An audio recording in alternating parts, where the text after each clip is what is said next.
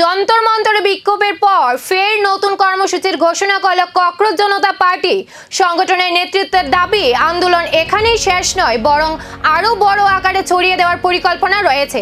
প্রধান বিচারপতির মন্তব্য ঘিরে শুরু হওয়া বিতর্ক থেকে জন্ম নেওয়া এই সংগঠনের আন্দোলন এবার নতুন মোড় নিয়েছে।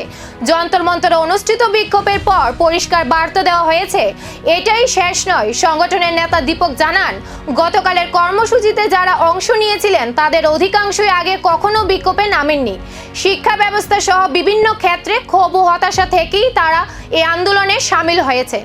তিনি আরও দাবি করেন, সরকারের উদ্দেশ্যে স্পষ্ট বার্তা দেওয়া হয়েছে, দাবি পূরণ না হলে আগামী দিনে আন্দোলন আরও বৃহত্তর আকার নেবে বলে হুঁশিয়ারি দেন তিনি। অন্যদিকে সংগঠনের তরফে জানানো হয়েছে, আগামী 7 দিনের মধ্যে দাবি পূরণ না হলে দেশ জুড়ে আন্দোলন ছড়িয়ে দেওয়া হবে এবং নতুন কর্মসূচি ঘোষণা করা হবে। এই ঘটনার পর রাজনৈতিক মহলেও শুরু হয়েছে তীব্র প্রতিক্রিয়া।